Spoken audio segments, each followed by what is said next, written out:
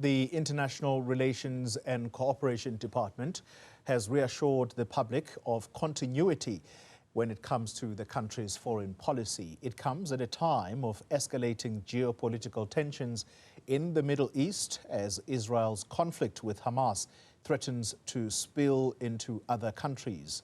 Closer to home, South Africa says it has no authority to dictate whether the 44th SADC summit should be moved away from Zimbabwe due to claims of human rights abuses. Let's speak now on this issue and others with the International Relations and Cooperation Director General, Zane Dangor. Mr. Dangor, good evening to you, and thank you very much for your time. Can I start with the SADC summit, the 44th edition that's going to be held in Zimbabwe? Let's start with the key focus areas that will top the agenda. What will those be? Look, I think the agenda for the summit will again be, the continuation of the regional integration, regional security issues. It will also be dealing with collective efforts of SADC around dealing with poverty and inequality. So there's a whole range of issues that will be discussed at the summit. But top of the agenda would be the continuing efforts by SADC states to work around dealing with unemployment. So it's issues of inter-regional trade, growth and development, and that's going to be the key issues that will be discussed. Yeah, there's talk, DG, of plans to establish a regional parliament for Southern Africa. How strong are intimations there? Has any country signed anything thus far? Look, none of this has been signed yet, so we've always seen that the most effective regional parliament is in West Africa. We don't have an established regional parliament for the SADC region, but discussions are underway and no particular country has raised objections to it, but essentially it's going to be the format that this parliament has. It should be one where effective decisions can be made and not just one where parliamentarians come together and share ideas. We saw the parliament that you see in West Africa is the one that we should be looking at. Yeah.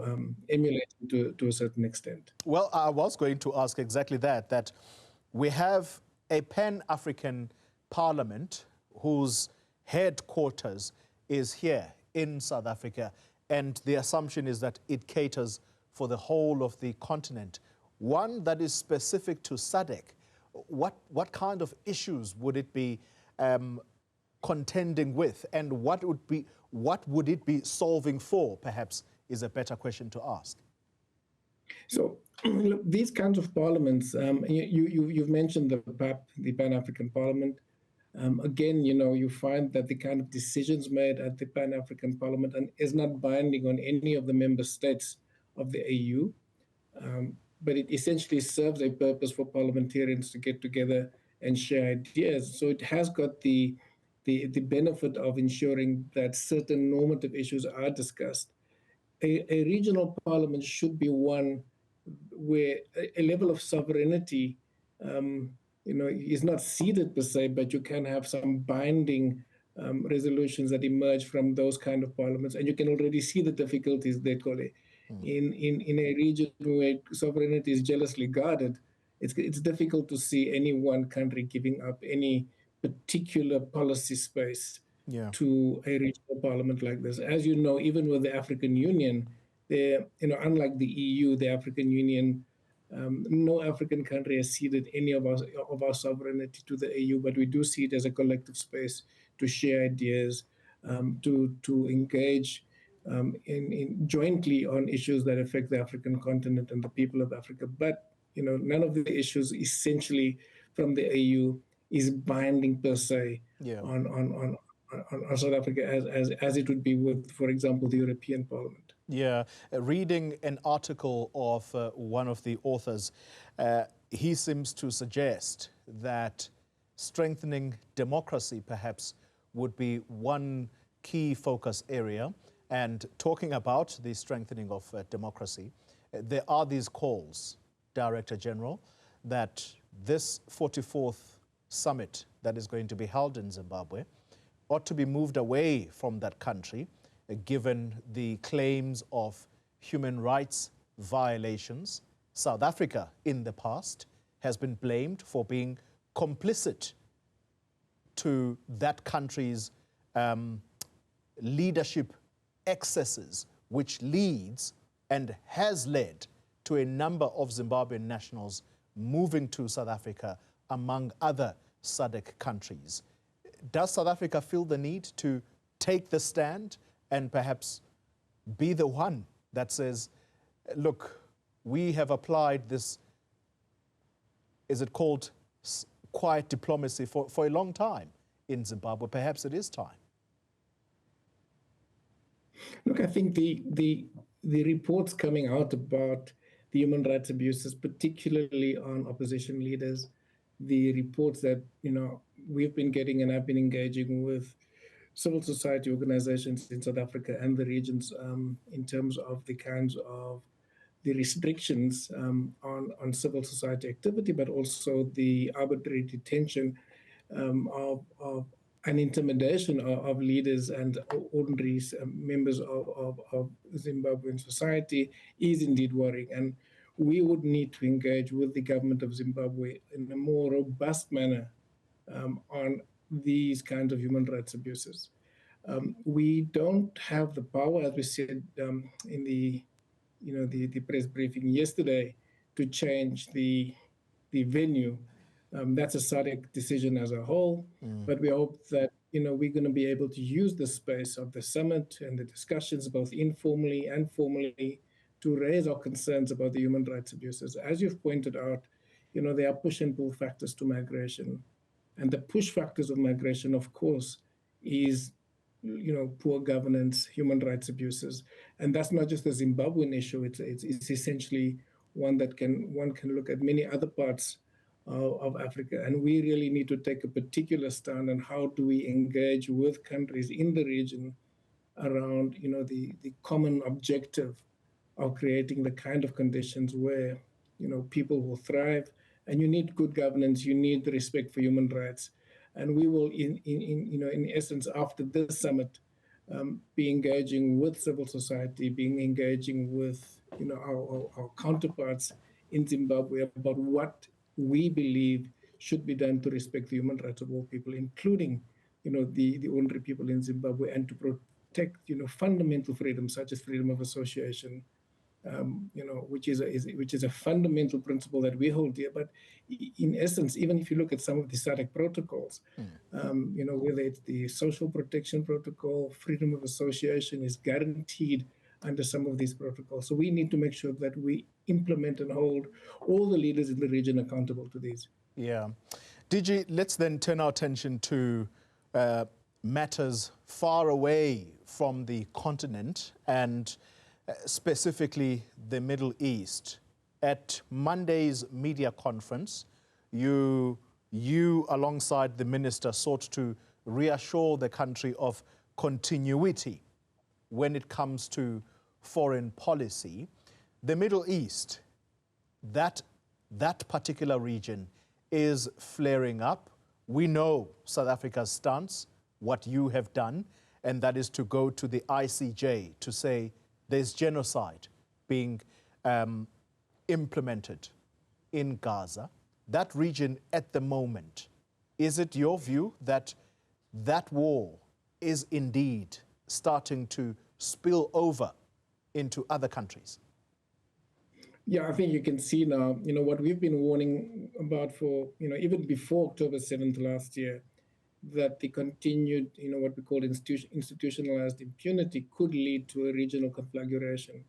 Now we've seen with the attacks on Lebanon, we've also seen the assassinations of Mr. Hania in Iran, and we're seeing negotiations and discussions between major powers to ensure that the response from Iran does not lead to more counter responses from Israel, leading to a regional war. We do see that, for example, in the context of the talks towards a ceasefire and an immediate ceasefire, that a day after there was movement on the ceasefire, we saw another massacre of Palestinians in a school that was now a refugee center. And there's been a pattern where talks of peace or ceasefire is followed by escalation by the Israeli side. And we see that is no longer just being targeted at Palestinians, but also at, the people, Hezbollah, people in the region, but also Iran. So we do see almost an appetite by some sectors within the Israeli government for a regional war.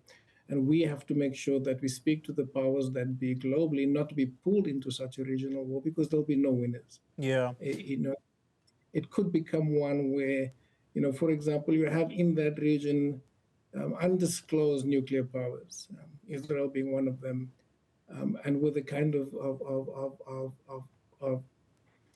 attitude that we've been seeing towards impunity, there's no guarantee that some of these bombs will not be used. So we really need to work, to ensure that these kind of regional conflicts and the regional war does not, take hold there. Yeah. DJ, I'd like for you to just stay with us for a little bit longer, because this discussion around Israel and the conflict that is likely to spill over, we know what our country's attitude has been. I'd like to explore that a little bit more, including the Russia-Ukraine conflict. So don't go away. We'll continue the conversation in a moment.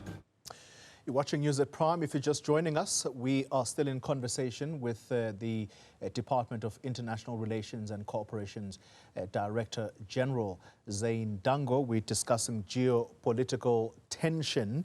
DG, we are going to move away from the Middle East, but wasn't it interesting for you to observe how, I think it was France, the United Kingdom and Germany, who are, for lack of a better way of framing this, who were staunch allies of Israel, they came out recently to say, we want a ceasefire as soon as possible. Today, not tomorrow, I think was the phrasing used. Does that start to paint a picture of some countries slightly moving away from that hardline approach that Israel has a right to defend itself and therefore we are going to back it no matter what, versus the United States, which stands firm and is still delivering arms to Israel to defend itself? Are you seeing a change, a step change in this? We've seen a step change gradually taking place. We've seen Spain, Norway, and others who initially also said Israel has got a right to defend itself. But the approach that we've taken is very legally. Israel as an occupying power does not have a right to defend itself. It has a right to deal with criminality, and it's got to use, the powers of policing. But we warned all these powers, including the US, the UK, and others, that the goal of Israel was to depopulate Gaza. We said that in November already, and there was disbelief on their side. But increasingly, I think they've come to the conclusions that perhaps we were right, because you can see that there's no safe space in Gaza at the moment. All the safe spaces have been bombed, and there's been a pattern of creating so-called safe spaces and then bombing people fleeing to those safe spaces. So we do see a sea change. But we see it as a result of the fact that the Israeli government is not listening to their closest allies. There's no way that even the US president has been able to prevent Israel from committing some of the worst atrocities of the last couple of months. So the impatience that we're seeing with the Europeans, I know, is also taking root within elements of the State Department, maybe not necessarily the White House.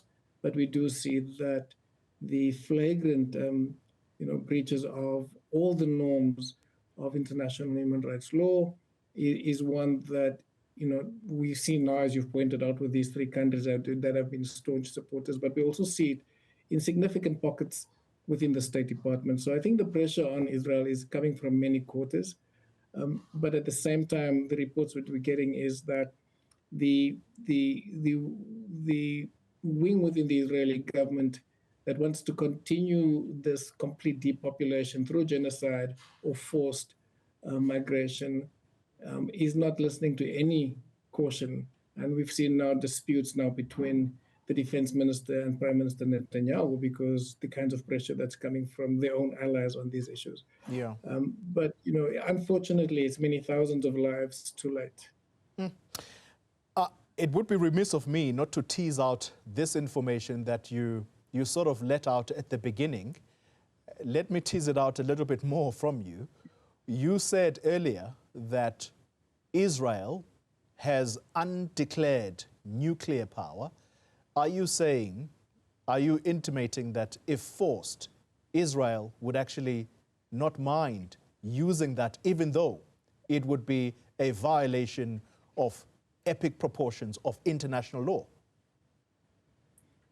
You see, we just see the complete disregard for international humanitarian law. We see complete disregard for the principle of distinction. Any of the kind of frictions that can be put in place, whether it's politics or international law, to prevent abuses within a war, and the kind of rhetoric that has accompanied that. There's no guarantee that in the current mood that when these weapons of mass destruction are available, that in the hands of the kind of leadership that has been displayed over the last 8 to 9 months, that if a regional war breaks out, that a weapon of mass destruction like this may not be used.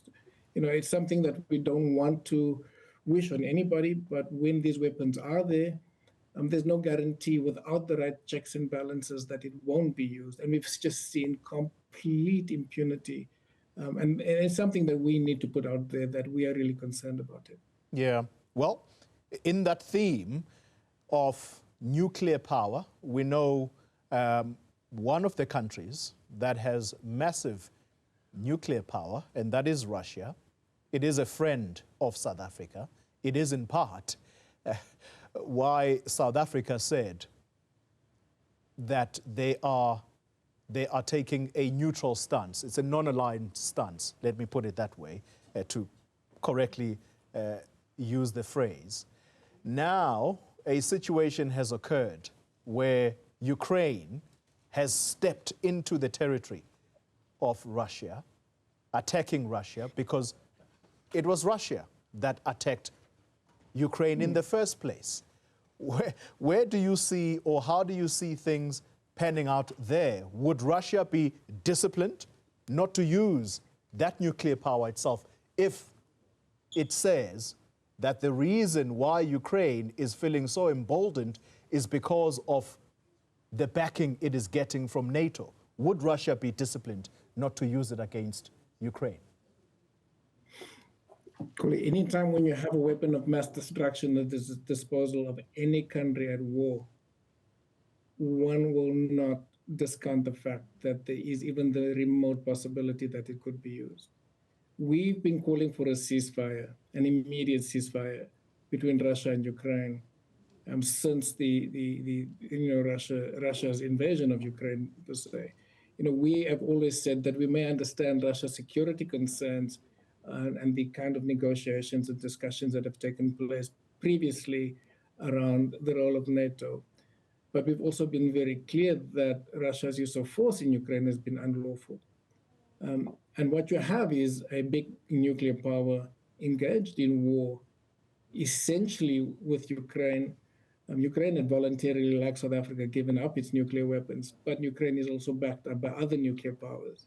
And with the kind of incursion that we're seeing of Ukraine ground troops now in Russia, if that escalates any further, we've always been afraid and been also engaging in our peace talks with the Ukraine peace formula, saying that there's no guarantee that if this war escalates, and there's this idea that you could either, from the side of Ukraine and NATO, completely pulverize Russia through conventional warfare. We were saying that conventional warfare against a nuclear power is something that we feel does not, discount the fact that nuclear power may use a nuclear weapon, whether it's a tactical nuke or any other form of a nuclear weapon. And we are really concerned about that. And that's what we've been calling, not only for de-escalation, but been calling for immediate ceasefire and using the basis of a ceasefire to negotiate for what is called a just peace in Ukraine. That's been our position. So again, I think that we're in a space globally where nuclear powers and those who have access to nuclear weapons and other weapons of mass destruction are engaged in warfare.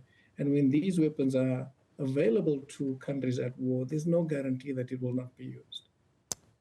DG, I'm letting you go very briefly on this. Are we in the grips of a third world war here, or is that an exaggeration? I don't think we're in the grips of a third world war, but recently when we were engaging, just on the margins of the G20 as the Sherpas, we did say that if we had put ourselves in the shoes of diplomats before the First World War, perhaps we'd be finding that we're in almost the same situation. The kind of conflicts we're seeing globally, the kind of animosity, the kind of positioning of countries that is about let's, foreground power and the use of force over peace and negotiation, and the use of the institutions like the ICJ and other institutions set up to enable countries to engage in the institutions of global governance peacefully rather than through the use of force. I think the mood is similar to, and none of us were alive at that stage, but just reading through history, it's a similar mood just before the outbreak of the First World War in the early 1900s. And I do think we should be, all of us should be raising our voices against the use of force, against what we're calling this resurgence of the global war system and a martial tradition that's asserting itself globally to a tradition that foregrounds peace, cooperation, and different forms of power. So as to avoid, as you've pointed out, the potential of a kind of war that could be existential in nature. Wow. That's a very grim warning there. Thank you very much for your time. Zane Dangor is the Director General at the Department of International Relations.